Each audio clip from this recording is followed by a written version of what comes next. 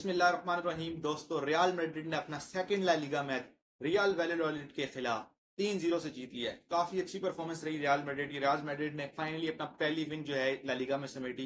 Real Madrid की तरफ से पहला गोल जो है वो वल्वर्डे ने फ्री किक पे स्कोर किया, जो डिफ्लेक्ट होकर गोल के अंदर किया। सेकंड गोल जो है वो लास्ट की 90 प्लस मिनट में इब्राहिम डियाज ने चिप करके गोल स्कोर किया। उसके बाद थर्ड जो गोल है दोस्तों, वो फाइनली एंड्रिक अभी अभी आए थे एम्बापे की जगह और उन्होंने बहुत ही पावरफुल शूट लगा के गोल स्कोर किया। तो फाइनली जो है दोस्तों, वो रियल मैड्रिड जो है वो अपना पहला विन करने में कामयाब हो चुका है। अगर हम बात करें टीम की दोस्तों, तो रियल मैड्रिड ने काफी अच्छा खेला, पोजीशन बहुत ज्यादा रखी।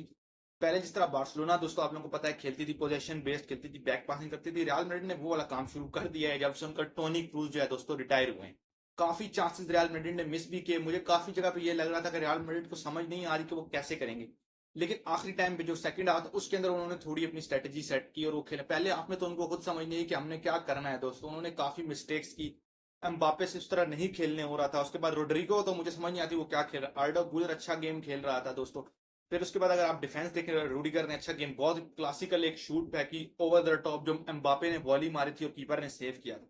उसके लिए अगर आप वैलेडोलिड की बात करें, उन्होंने काफी चांसेस दिए दोस्तों, लेकिन कीपिंग अच्छी की रियल मैड्रिड ने। तो ओवरऑल रियल मैड्रिड का एक एवरेज गेम देखने में, क्योंकि जो दो गोल लगे ना दोस्तों वो आखिर में जाके दो गोल लगे हैं, तो इसलिए आप लोगों को लाइन बहुत अच्छी लग रही है, 3-0 हो गया स्कोर। लेकिन पूरा मैच जो है वो इतना जबरदस्त रियल मैड्रिड ने नहीं खेला। अगर आपने लाइव मैच देखा हो तो एम्बापे से पहले दोस्तों एंड्रिक ने अपना पहला गोल स्कोर कर दिया। एंड्रिक को बहुत ज्यादा तनकीद का निशाना बनाया जा रहा था कि ये सही नहीं खेल रहा, ऐसे नहीं कर रहा, वैसे नहीं कर रहा, लेकिन उसने फाइनली आज स्कोर किया और काफी अच्छा हुआ। उसको काफी कॉन्फिडेंस मिलेगा दोस्तों, जिसकी मदद से वो आगे जाकर भी अच्छा खेलेगा। एम्बापे अभी तक गोल स्कोर नहीं कर पाए हैं ला लीगा में। सुपर कप में मुझे पता है उसने गोल स्कोर किए और सुपर कप वो जीते भी हैं।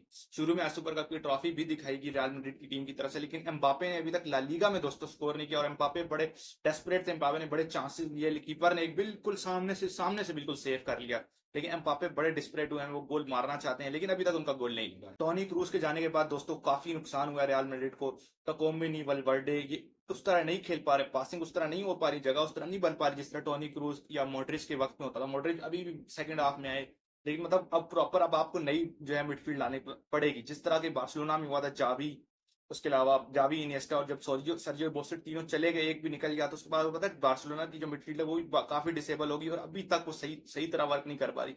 सेम ही अब रियल मैड्रिड पे वक्त आ चुका है। कैसीमिरो चले गए हैं, टोनी क्रूज रिटायर हो गए हैं, मॉड्रिच का भी लास्ट सीजन है तकरीबन। तो अभी आगे थोड़ा मुश्किल वक्त आने वाला है रियल मैड्रिड को मिडफील्ड के हवाले से। उन्होंने साइनिंग्स बहुत अच्छी की, उन्होंने पूरी कोशिश की है कि कवर अप किया जाए, लेकिन अभी तक प्रॉपर तरीके से कवर अप मिडफील्ड नहीं हो पाई। रियल मैड्रिड की दोस्तों डिफेंस लाइन अच्छी है और मिड फॉरवर्ड लाइन भी बेहतर है। एक रोड्रिगो को निकाल दो, रोड्रिगो उस तरह गेम नहीं कर रहे। मिडफील्ड जो है वो काफी मसला कर रही है रियल मैड्रिड की, उनको उसके पास सोचना पड़ेगा। उसके बाद रियल मैड्रिड ने यार बार्सिलोना वाला काम शुरू किया, पासिंग वाला, वो मैं आपको पहले बता चुका हूँ। उनको चाहिए कि वो ज्यादा ज्यादा बॉल आगे लेके जाएं, chances shot on cut on target मारे, ताकि उनको चांस मिले, गोल ज्यादा से ज्यादा चांस मिले। अगर अभी उनको ना काफी चीजों पे वर्कआउट करना पड़ेगा। उनका एक ही तरफ खेलने वाले विनीसियस जूनियर, मुझे मजा नहीं आया दोस्तों सच में उसका गेम देख के। एक ही तरफ से पापे भी खेलते हैं, विनीसियस भी खेलते हैं, उसको जबरदस्ती सेंटर में लाया जा रहा है विनीसियस जूनियर को, तो वो सही नहीं खेल पा रहे, वो उस तरह नहीं कर पा रहे। तो उनको उस चीज पे भी एंजेलोटी को देखना पड़ेगा। पहले हाफ में ये मसला आया था, लेकिन सेकंड हाफ में हमें देखने को मिला कि उन्होंने काफी चीजें कवर अप की और फिर जाके सेकंड हाफ में काफी अच्छा परफॉर्म किया फर्स्ट हाफ की बदौलत। इसके अलावा दोस्तों बार्सिलोना ने अपने दोनों मैचेस जीत लिए हैं, सही है। अब वो सेकंड पे ग्रुप के, और अभी रियल मैड्रिड ने भी एक मैच जीता और एक ड्रॉ किया, तो काफी इंटरेस्टिंग हो रहा है। सेल्टा विगो भी टॉप कर रही है ग्रुप को। मोस्टली यही होगा कि मैं Barcelona, Real Madrid, Atletico Madrid ही कुछ मैचेस के बाद हम टॉप पे नजर आए हैं, लेकिन अभी तक की दोस्तों यही सूरत हाल है। वीडियो अगर पसंद आई है तो लाइक जरूर कर देना, चैनल को सब्सक्राइब जरूर कर देना, ताकि चैनल और ग्रो हो सके। इब्राहिम डियाज जो है, इब्राहिम डियाज, उनके बारे में ज्यादा ना बात होती है, ना उनका कोई फैन बेस है, लेकिन फिर भी वो देखें, वो लड़का आया, उसने चिप मार के जबरदस्त सा गोल करके दिया।